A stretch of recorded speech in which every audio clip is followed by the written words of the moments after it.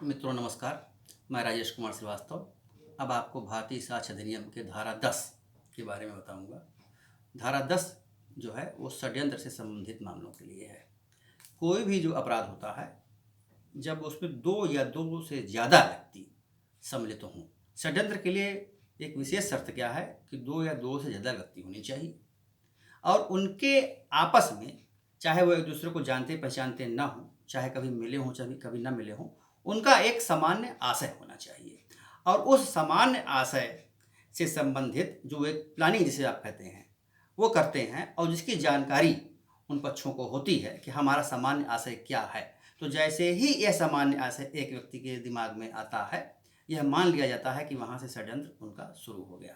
तो इस षड्यंत्र में जो वे व्यक्ति होते हैं जो शामिल होते हैं, उनके में से किसी भी एक के द्वारा या दो के द्वारा, किसी भी व्यक्ति द्वारा किए गए, कहे गए या लिखे गए शब्दों के मामले में वे सभी एक दूसरे के प्रति साक्ष्य के रूप में प्रयोग लाए जा सकते हैं। ये इसका महत्व है। जैसे थोड़ी देर के मैं आपको एग्जाम्पल बता देता हूँ। एक एग्जाम्पल मैं आपको देता हूँ पहले, उसके बाद इस केस को इसको धारा को आप आसानी से समझ जाएंगे। वो एक केस है मिर्ज़ा अकबर का। मिर्ज़ा अकबर बनाम एम्परर, ये बहुत इंपॉर्टेंट केस आया और इसमें जो है डिसाइड किया गया इस मामले को प्रिवी काउंसिल द्वारा। इस मामले में ये हुआ कि एक मिर्ज़ा अकबर था। मिर्ज़ा अकबर का एक मुसम्मा तेजी बेगम से संबंध था। वो एक दूसरे को प्यार करते थे, लव अफेयर का मामला था ये। और जो तेजा बेगम थी, इसकी विवाह इसका तय हुआ अली अकबर के साथ। एक दिन क्या हुआ, जब विवाह तय हो गया तो एक दिन अली अकबर जो है वह अपने खेत में काम कर रहा था और एक व्यक्ति ने उसकी गोली मारकर हत्या कर दी। गोली मारने वाला व्यक्ति का नाम उमर शेख था। जब उमर शेख ने गोली मारी और ये अली अकबर साहब गिर गए और ये मर गए वहीं पर, तो उसी समय कुछ स्पॉट पे ही लोगों ने दौड़ाकर उमर शेख को पकड़ लिया। अब उमर शेख को जब पकड़ लिया तो उमर शेख के पकड़े जाने के बाद थोड़ी ही देर में वहाँ पर ये मिर्ज़ा अकबर आता है और मिर्ज़ा अकबर ये कहता है वहाँ के लोगों से कि ये तो इनोसेंट आदमी है, तो मैं जानता हूँ बहुत सीधा है और ये इस घटना को नहीं कारित कर सकता। अब जिन लोगों ने पकड़ा था उन लोगों ने ये देखा कि इसके जो बंदूक है उसमें से बारूद की गंध आ रही है और उसमें एक खोखा फंसा हुआ है। तो इस आधार पर यह पाया गया कि यह व्यक्ति जो है इस हत्या को कारित कर सकता है, क्योंकि डायरेक्ट उसके वहाँ पे जो पाया गया असलहा उसमें से बदबू आ रही थी, तो वो उसको कनेक्ट कर रही थी।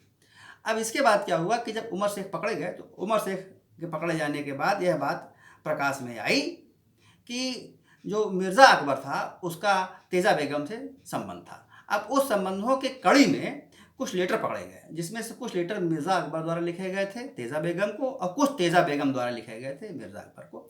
जिसमें तेजा बेगम ने ये लिखा था अपने लेटर्स में कि मेरी शादी कहीं अन्यत्र तय हो रही है, इनके साथ तय हो रही है, अली अकबर के साथ तय हो रही है, तो आप और मैं चाहती हूँ कि मैं आपके साथ शादी करूँ क्योंकि आपका मेरा संबंध है।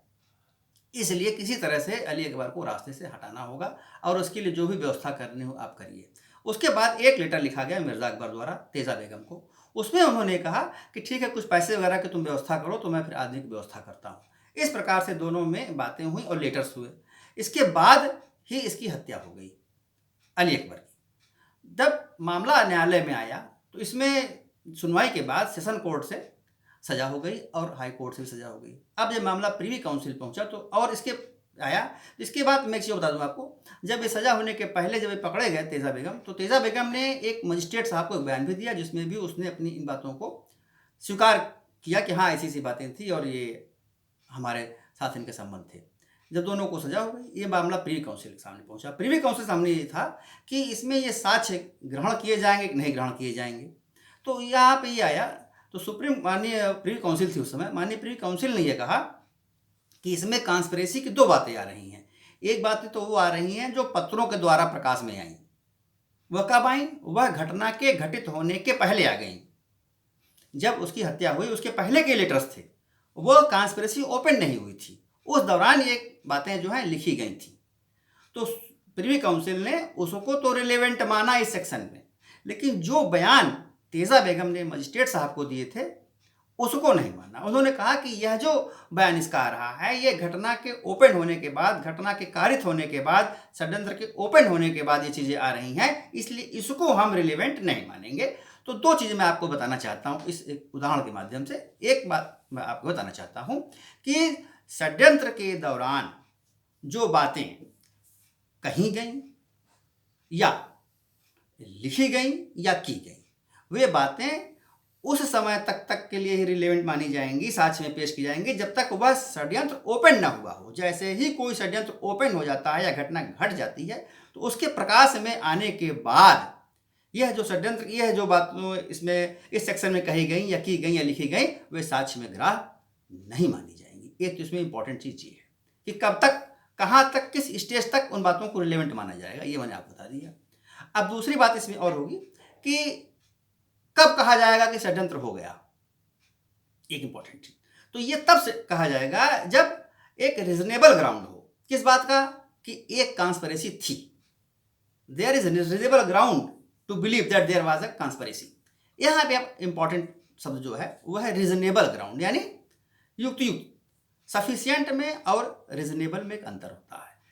रीजनेबल बात जहां पे आप कहते हैं, वहां पर सिर्फ बात होती है कि प्रमा फेसाई, अगर एक मामला ऐसा लगता है कि षड्यंत्र है, तो फिर ये सारी चीजें जो हैं, जो उसमें कही गई, की गई या लिखित की गई, वे बातें रिलेवेंट हो जाएंगी। इसके लिए उतने हाई डिग्री का, यहाँ डिग्री ऑफ प्रूफ देखें आप, डिग्री ऑफ प्रूफ है, कोई बहुत ज्यादा सफिशियंट स्टैंडर्ड का प्रूफ नहीं होना चाहिए ये साबित करने के लिए देयर वाज अ कॉन्स्पिरेसी। अगर देयर वाज रीजनेबल ग्राउंड अगर आ जाता है, यानी एक सामान्य आदमी एक सामान्य से चीजें समझ ले, रीजनेबल का मतलब ये हुआ कि बिना अंदर बहुत डीप में गए अगर ये बातें समझ आ जाती हैं कि एक कॉन्स्पिरेसी थी इस आशय की, तो ये आपका इस सेक्शन में कवर कर जाएगा। और जो बातें षड्यंत्र में कही गई, की गई, ये जो है आपके रिलेवेंट हो जाएंगे। अब षड्यंत्र का जो मामला है, ये एक अपवाद की श्रेणी में भी आता है। इसके साक्ष्य क्यों कैसे आते हैं?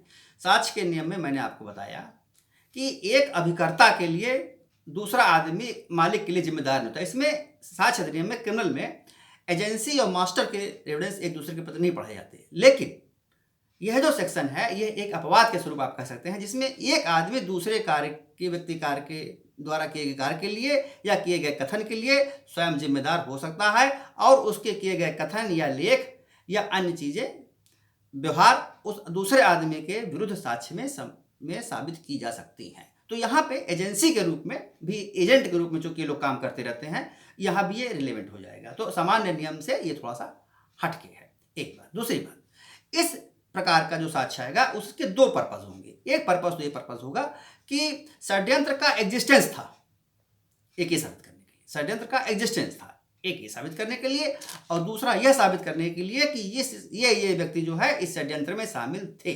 तो उन व्यक्तियों का उस मामले से जो संबंध है वे भी एक दूसरे के विरुद्ध इस षड्यंत्र में की गई, कही गई या लिखी गई बातों से बाध्य हो जाएंगे। एक बात।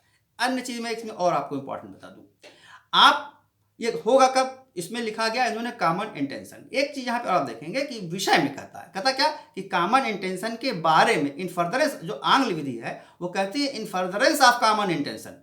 ये क्या कहता है? इन रेफरेंस टू वो कॉमन इंटेंशन। दोनों में अंतर है।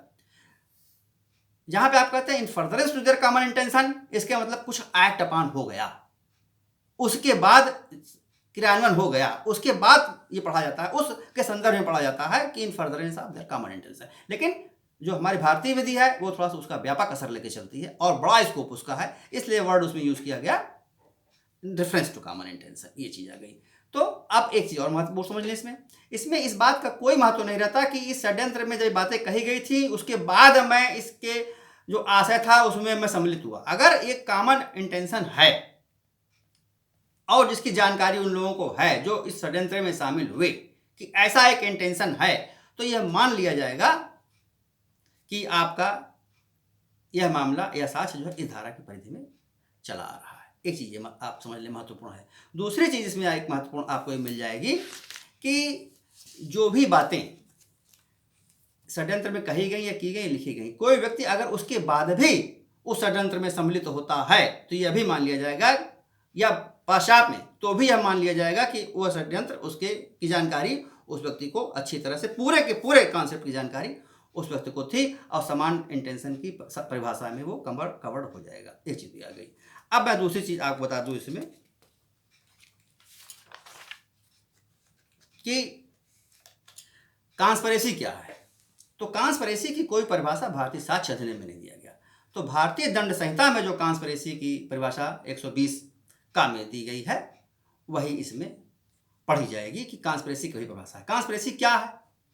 तो कॉन्स्पिरेसी वो है कि जब दो या दो से ज़्यादा व्यक्ति किसी विधि विरुद्ध कार्य को करने के लिए कोई षड्यंत्र करते हैं या आपस में उनका मानसिक मेल मिलाप होता है या किसी प्रकार संबंध होते हैं तो वो कॉन्स्पिरेसी कही जाएगी। या अगर उनका कार्य विधि विरुद्ध तो नहीं है, जो उनका ऑब्जेक्ट है वो विधि विरुद्ध नहीं है, लेकिन जो उनका ऑब्जेक्ट है वो जो विधि सम्मत है, लेकिन उस कार्य को विधि विरुद्ध तरीके से अगर कर रहे हैं तो वह भी कॉन्स्पिरेसी के श्रेणी में आ जाता है और कॉन्स्पिरेसी में उसको वो कवर कर लेते हैं। अब आप एक चीज और देखेंगे कि जब तक ये सामान्य आशय इनका बना रहेगा जब से स्टार्ट होगा।